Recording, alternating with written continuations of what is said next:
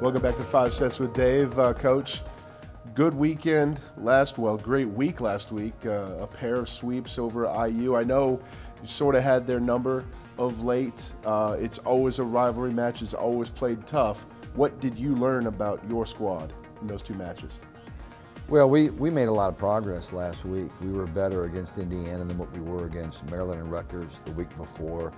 We found some things in those two matches against Rutgers and Maryland that we needed to really focus on and improve on, and we did that. And a lot of that was blocking. I felt like our blocking game was much better. We've been working diligently on that. When you're putting big bodies at the net like we are, they've got to block balls. I mean, they can't just stand up there and look imposing. They've got to execute the skill. And so I thought that we did a really good job of that. We've been better this week in practice. That's something that I think can make a big difference for our team. And I thought Ashley Evans had a great weekend.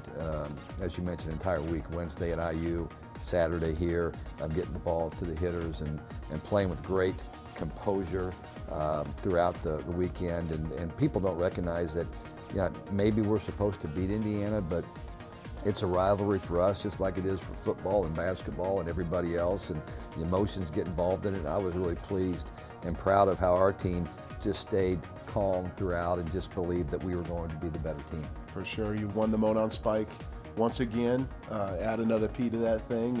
And how important is that to you and to your program? Well, when you're in the state of Indiana, the key is recruiting the best players out of the state of Indiana, and we've done a pretty fair job of that. It's kind of like this is a volleyball-rich state, just like it's a basketball-rich state, so everybody comes in. You have to do your very best to get those elite players, and nobody has gotten more elite players out of Indiana in the last dozen years than we have, and we have to continue to do that, and it starts by beating your arch rival in the Big Ten that's in your state, and that's Indiana. And so we want to continue to do that like we have, at the pace that we have. For sure. One of those in-state kids, Annie Drews, Big Ten Player of the Week this week. Talk about sort of the week she's had and the season she's had to this point. She's just playing so relaxed, and that's one of the things that I think in the past she just wanted to perform so well that she didn't allow herself just to go out and play. And now I see her, because of the maturity process, just being her. And she's a wonderful young person, and if she can just go out and play like herself, good things are going to happen. And she's playing with great confidence.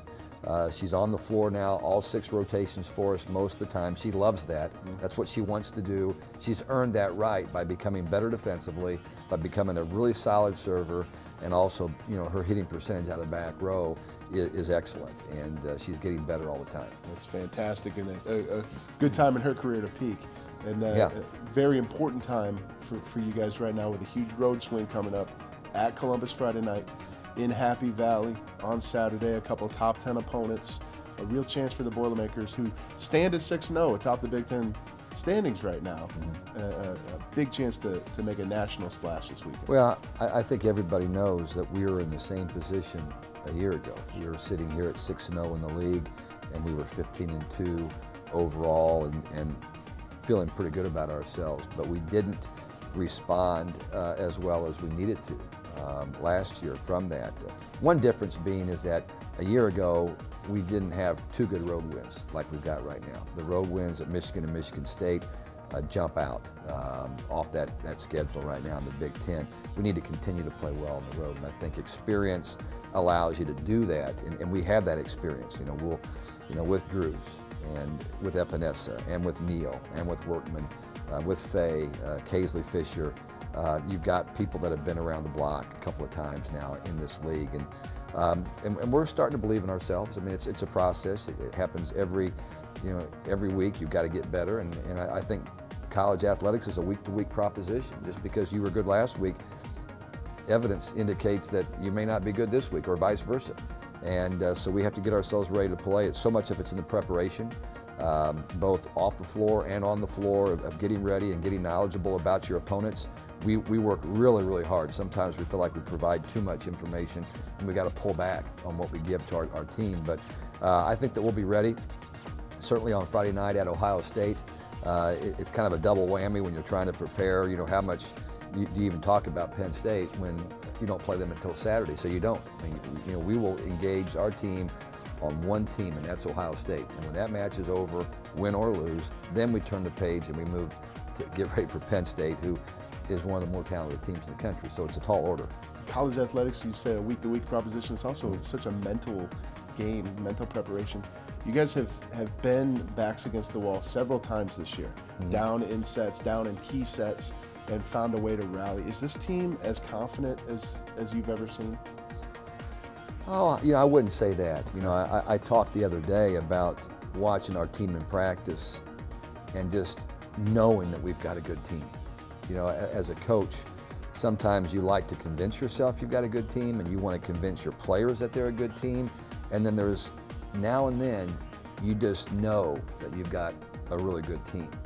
And that doesn't mean you're not going to get beat. Right. I mean, there's one undefeated team in the Big Ten, and the Big Ten's the best volleyball conference in the history of the game right now. There's only one undefeated team, and everybody says that's because we haven't played anybody. But my point is that, you know, when we had Lynch and Merlau and Arthurs and Gurnell and Hart and, you know, and Kelly Miller, we knew we had a good team. And it really took a poor officiated match back at Colorado State that night for us to get beat by Hawaii, or we would have advanced to the Elite Eight to play Stanford, a chance to go to the Final Four. We knew we had a good team. And I think that we're starting to get that feeling here with this group. This is an athletic group that can do some amazing things. We're starting to come together as a unit. You know, the bad finish a year ago has added fuel to the fire that has brought this team together this year. And, you know, it's a little bit different feeling right now than I think that we had last year, even though we are in the same position when we entered this weekend with Ohio State and Penn State. Coach, good luck this weekend. Thank you very much. We're going to need all the luck we can get. That'd be great. We'll see you right back here next Wednesday.